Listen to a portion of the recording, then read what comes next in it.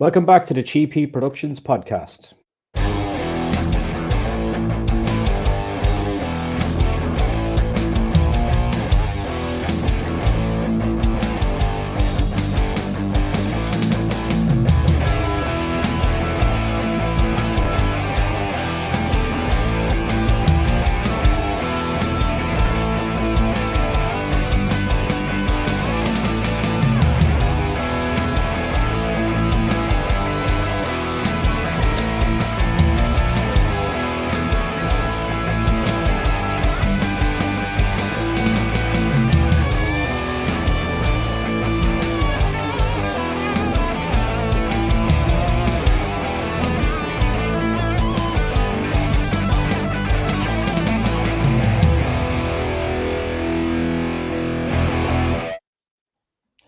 Okay, welcome back to the show. And today on the show, I've got a girl here that's making her Irish debut, Jasmin St Claire. How are you doing?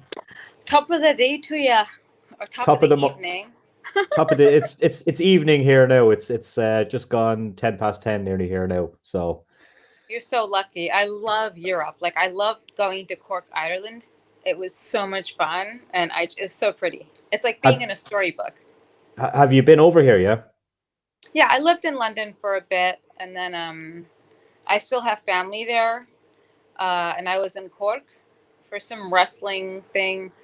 It was a show, Okay, a cool. TV show, and then I also wrestled for F something UK, Frontier Wrestling. Yeah, Okay, cool. it's a beautiful country. Yeah. If we rewind things back to the beginning before you're involved in the entertainment industry, what was your first role within the entertainment industry? Um, you mean like as a kid? Yeah, I mean, were you growing up? Did you want to get into acting? Did you want to get into wrestling? What was your early goals? I don't know. I think like okay, so I was modeling for Avon. Yeah. So I did some of the Sweet Honesty ads and so forth. And I didn't know like if I really wanted to be an entertainer. Do we ever know really what we want when we're kids? Yeah. I wanted to be a vet at one point, but yet I love eating meat. No pun intended. Uh, and I think it's just one of those things where it kind of finds you, you know? I watched wrestling growing up as a kid with my grandmother, and it was one of these. It was so surreal, like just sitting there in Madison Square Garden and watching everything. But I just didn't know what I wanted to do. Like, I still don't know what I want to do. Yeah. And we're And my life's like half over now. It's like, what am I doing with it? But yeah, that's the beauty of it, right? yeah, we're going to get into your current projects now in a little bit, but I want to know is how did your ECW debut come about? How did you end up working with that company? Did you do a bit of independent work before then? What people don't know is I actually worked for Jerry Lawler prior to that at Okay. MCW, Memphis Championship Wrestling. I did quite a few things there. It was a lot of fun. Then I had gone into I worked for ECW a few times before. Then it was just a matter of coordinating me into a storyline. So I did stuff with some guy Vern Gagne out of Nevada. Yeah. Um, I did that. Then I worked for MCW, then ECW. Then I Yeah. just stay there. It was like the island of misfit toys, so you don't really leave there. Once you're there, you're there. In terms of just what you said there, do you find that once you've been in the wrestling business and it doesn't matter how long you've been out of it, you're always going to be a part of it? 100,000%. Like the fans are the best. They're so loyal. Like heavy metal fans are like wrestling fans. They're super loyal to the bone. Yes. And it kind of brings me to another point. It really pisses me off when people wear wrestling shirts, sort of like band shirts, and they have no. Are you allowed to curse or not? Yeah. Oh yeah, Like you they can say whatever you want. I could swear. Okay, they have Yeah. no fucking clue like what it is. So I see this girl today in a Merciful Fate jersey, and I'm like, she wasn't even a sperm in her dad's ball sack when they were making albums. Like, what the fuck? So anyway, um, I didn't really say anything. I just kind of pushed past her in a line, without my mask on. Then a few weeks ago, when I had an incident with a homeless person, he was wearing a WrestleMania T-shirt with Hulk versus the Ultimate Warrior, which I Yeah. happened to see live when I was younger. And that aggravated me more. I was like, do you even know what that is? Then he's mumbling whatever it is after. It's like, fuck you. I didn't want the shirt off his back because clearly he's filthy, but it just really irate me. It doesn't irate me that bad to ruin my day, but that's how much I hold wrestling to my heart. Just like some people just wear a metal shirt because they think they'll like get like metal fans, like whoever that girl is who did that video with the guy pissing on her. She wears a lot of Slayer shirts, and it's like, why would you wear that? Because you don't even name one song. Raining Blood. Well, that's different. You're a guy. You're allowed to do that, and you're Yeah. not like 20 something asking for your dad for money. So you're allowed to. You get a free pass. Yeah. But it's this whole thing I have, and I think it's a great culture with wrestling, and I love how diehard the fans are. And I think ECW fans were by far the best. Like hardcore wrestling, I don't think it'll ever be the same. And like they outlawed that the pile driver for some reason. Yeah. That's what I heard. I don't know why, because like when I did that the first time, it's like 20 minutes before Paul Heyman like came up to me and told me, well, this is what we're gonna do. Are you comfortable? I'm like, yeah, sure, no problem. Like 5 minutes go by. No, are you comfortable taking that bump? Yeah, sure. So whatever. It's like not a big deal.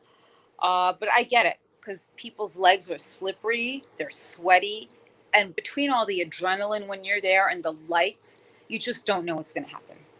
Yeah, mistakes can easily happen. I want to rewind it back to what you said there about the Sorry. rock and the wrestling. Metal. Mm-hmm. Yeah, and I do have like guys from bands on this show and wrestlers and people from horror, and I find that the three of those Cool. things all kind of mix in together. Yeah, I agree because it's they're like subcultures in a way, and I've sort of lived in all these subcultures for how many years is it? Oh, 20, like 26 years. It's always the same type of crossover fans, even with adult films, but they're just they're more creepy though. They may not know much maybe know about metal, maybe they don't. But they all pour into the same thing. They're just diehard fans. Yeah. With like porn fanatics, you get guys that look like they lived in their parents' basement for quite some time, but then you go to a metal show and you see the same guys with like mullet haircuts and shit. Mullets go to wrestling. So, I mean, it's this whole thing of a lifestyle. Horror films, you get a lot of metal music in horror films. Dokken, remember? Megadeth. Yeah. Then with wrestling, I mean, I guess it's just the whole thing. It's a subculture, and there's action, drama, all that. Yeah. Do you get asked to do many of these conventions? Because I see a lot of them crossing over now with those genres as well, between wrestling, horror, and music. They all seem to be kind of mixed in together now, and a lot of crossovers. Do you get to do many conventions? Yeah. I mean, I like doing them. I do. I go to the right ones. I couldn't show up to the last one, unfortunately, because my plane was stuck in Miami, and it was this horrible layover. I forgot, like, we're just getting out of this thing called a pandemic. And I was living my life like there was no pandemic. I mean, I've been out since day one without a freaking mask, and nothing's happened to me. So, yeah, I guess flights weren't the same, but I really like going to those, and I like meeting the fans. I like going to concerts a lot. Fans go there too, but I do get asked to do a lot of signings. Yeah. And if it's a wrestling signing, I'll take it any day of the week. Same with anything like horror convention related, because those are fun too. It just kind of creeps me out sometimes when you have people wearing masks coming up to you at the table. Because I had a guy waving a handgun outside of my hotel room once. He'd been doing this shit with the mask for a while. Then it turns out, oh, there he is with his handgun. Okay, great. Jesus, that's crazy. Yeah. But you know, how stupid could you be to bother someone that's on the same floor with like Kane Hodder and all these other great, dangerous people from that genre? That's but I crazy. think it all goes hand in hand with the music. I think that's the time, the music and the subculture. Yeah. What was Paul Heyman like to work with in ECW? A genius. Yeah. I think he's a real genius. I feel as though if it wasn't for Paul, a lot of people wouldn't have been who they were. and he knew how to identify things with people and bring out the best and give fans like what they wanted, and at the same time take them for a whirl. He's a creative mastermind. It's a shame things turned out the way that they did, but there'll never ever be another era like that. Yeah. And if there ever is, I would see it being XPW wrestling. Yeah. Which is truthfully where I did start, but then they introduced me to the Dudley Boys, and that's how I kind of just went right into ECW. Yeah. People always wonder about that. I just never gave Rob the credit he deserved, but we're on different terms now than we were then. And I really hope that his whole insurrection of it, or this whole, resurrection of XPW, I hope it goes well. So I have a good feeling it'll do extremely well. Yeah, because wrestling seems to be, especially on a kind of an independent level, and with all these platforms like Fight TV and everything, it seems to be kind of making a comeback now over in the States, which is good to see. It is, but I think the most annoying part is like, I see a lot of really talented people in indie shows, and some of them were developmental, some of them don't make it there, but the ones that are fighting, like these guys that really put their bodies on the line and have had it as a lifelong dream, I feel like those guys and girls should be the ones with the first crack, not some bimbo that responds to like a casting ad and so forth. Yeah. And that's just, it's a disgrace. It's just gross. And yeah, because I've seen a lot of talented girls out there working their butts off to be in the ring, and they deserve it. They wholeheartedly do. Could you describe what it's like to me walking into an ECW locker room? Is it chaos? I've heard from a lot of people it's just kind of like a brotherhood, and it's not as crazy as everyone perceives it to be. It's not as crazy as what you think it is. It was very sweaty. It was like a brotherhood, and people just, working to bring out things in each other, to help each other. The only way it would be weird is if you had an outsider, like Mass Transit or something. But you all... I know. Well, he was underage. He shouldn't have been back there. It's always a really nice thing, and just people getting along. That's what it was. I've been at WCW, WWF locker rooms. It's a different vibe. I would say ECW was way more, way helpful. When I was in TNA in the beginning, I remember Ken Shamrock was helping me out with a promo, because I suffer from stage fright, like, tremendously. Not that people would know, but I think it just comes together like once you're up there and things are like going and going, and you get caught up in your moments. Yeah. Have you got any funny stories that are not too extreme that you could tell us from ECW? Ones that won't get you in trouble. I don't plead the fifth. Well, so I once played peekaboo with the Iron Sheik. Then I was also making prank calls to him, but he didn't know. It could kind of be an ECW one. So I was friends with Missy Hyatt. I still am, by the way. I don't know if she's going to talk to me after today, but we were bored just traveling one day, and I was sitting with the Blue Meanie. Was it Francine? It was one of them. So I got bored, and I called up the Iron Sheik. I had his phone number. I pretended to be Missy Hyatt, like hitting on him. Oh, I didn't know you feel like that about me, Missy. Oh, this is good. The Sheik see you at convention. Yeah, I'll be at the convention, Sheik. So we were all at this big convention, like a week after Chiller, and there were ECW wrestlers. Then all of a sudden, like, Missy is at that table there. You see the Sheik walking by. Hey, Missy, we got the room, a gimmick. It's like, oh shit. So I'm trying not to laugh, and there are fans there. I was speaking to someone, just trying not to laugh in the guy's face because of what chaos I created. But I think to this day, nobody had a clue that I was behind those prank calls. In ECW, I would say, it just every time was an adventure. I can't really name a funny moment. I just think my funnier moments, are just off the cuff, just like doing things, being me, like doing my little prank calls and stuff like that. I took it super seriously there. I took that job very seriously. I think that's one of the few jobs I've taken seriously in my life. But it's not what you think it would be, and it was one of the most professionally run professionally run locker rooms, and I never saw anything crazy. Like Yeah. it was just funny. I just thought it was great that Harry, the sound guy, remembered me from when I was like 19. I beat this guy into a coma because he tried to attack me in this alleyway at this bar he worked at, and he remembered that. So I was kind of mad at him because those bouncers didn't do anything. They're like, no, you were fine on your own. I'm like, okay, thanks. So I could hold my own.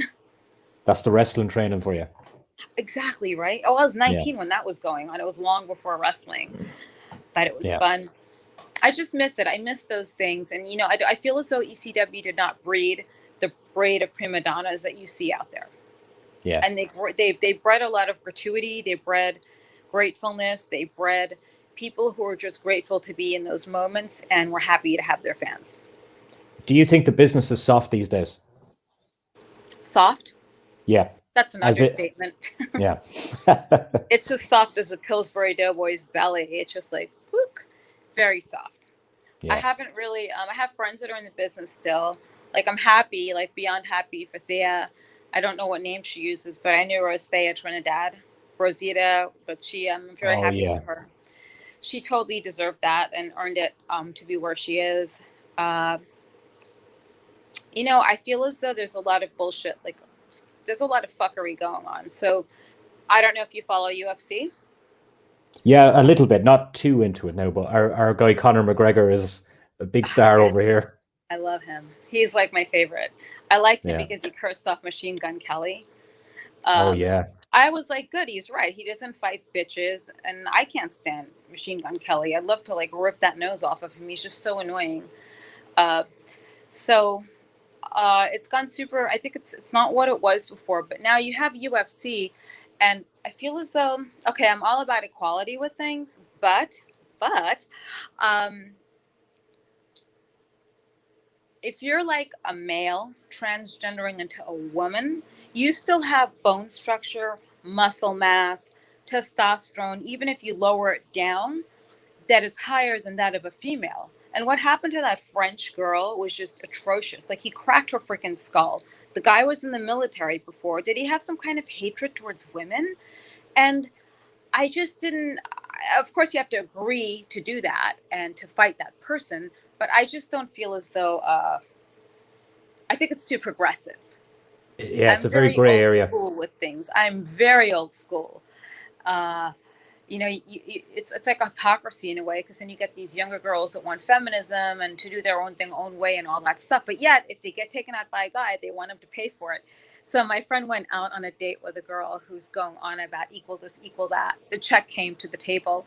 He's like, okay, let me have your half of it. And she was like running out. So it's weird. It's some weird times that we're living in. But I don't feel as though that's acceptable. And I'm not saying they shouldn't be given rights. I'm just saying they shouldn't be given the rights a biological woman has. Case closed, because it's very dangerous. It's like a man fighting. It's just, go fight a guy, like in the cruiserweight. In terms of the movies, then you were in National Lampoon's 2 and a few other roles. Is a movie something that you're going to pursue? Yeah, I've been doing really well with that. So I ride a motorcycle. I've been riding for quite some time. So I just did a Dolomite movie spinoff. We're resuming production in like two weeks. We're resuming.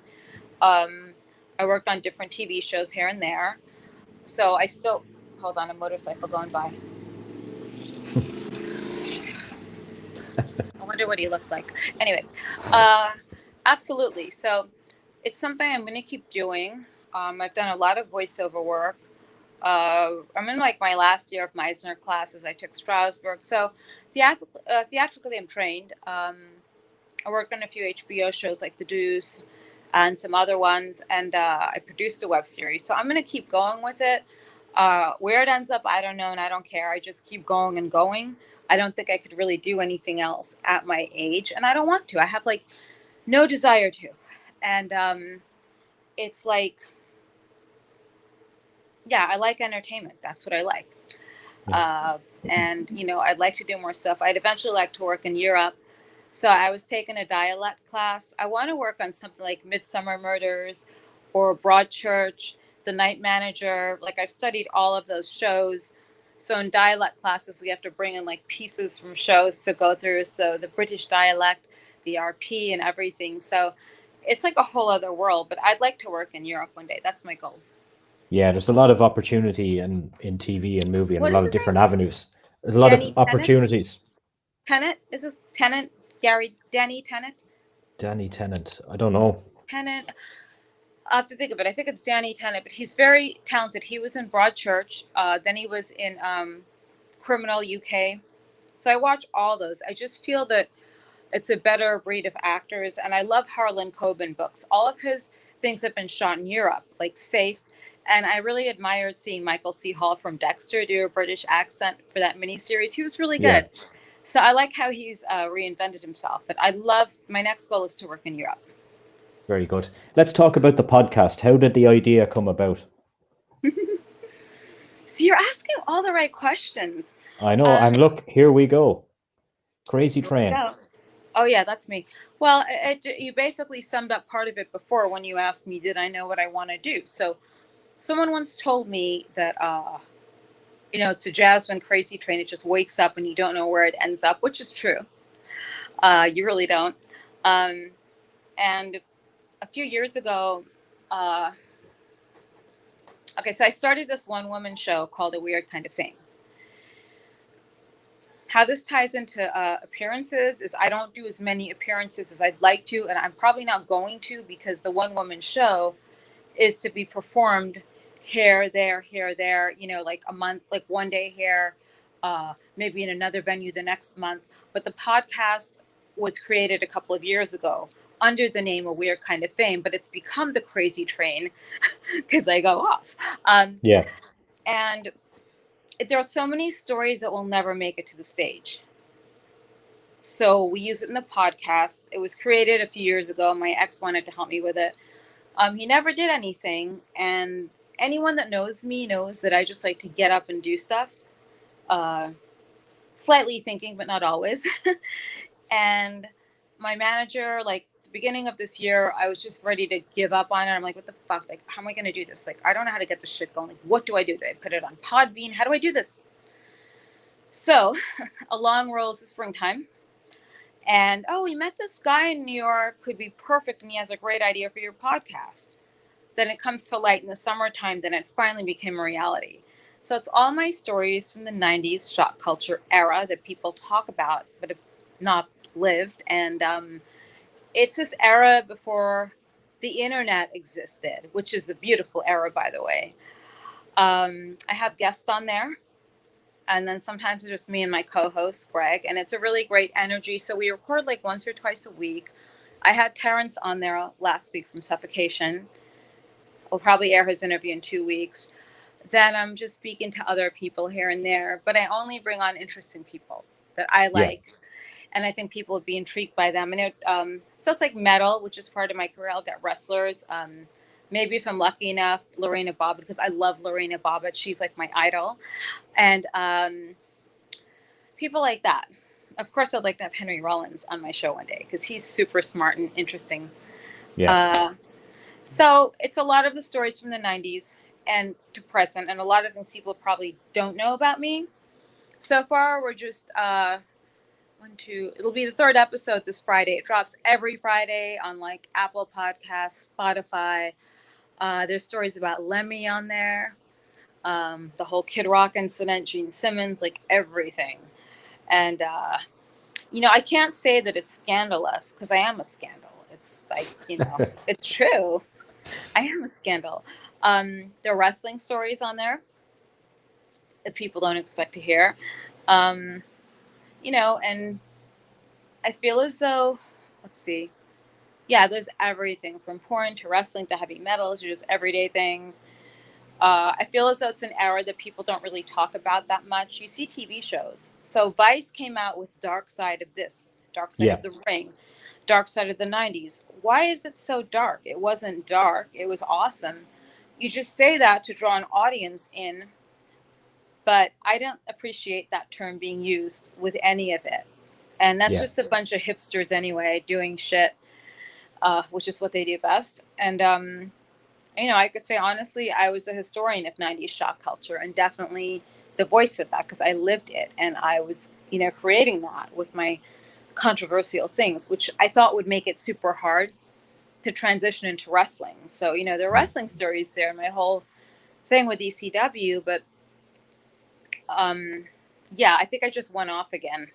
Yeah. Once you touched on it, now I'm going to ask you about Dark Side of the Ring, because when that show first came out, it was very well received by fans. But now I think the fans are starting to turn on the show, because you seen what happened with the plane ride from hell? Have you heard about that episode? Yeah. And now Ric Flair is cancelled and everyone else is cancelled. But people knew the story. People knew the story 20 years ago. There was nothing new in this show. It's just fucking 2021 and people are offended by absolutely everything. Oh, and Tommy Dreamer? Like, what did he say wrong? And who is canceling them? Who is canceling them is my question. Who? Twitter.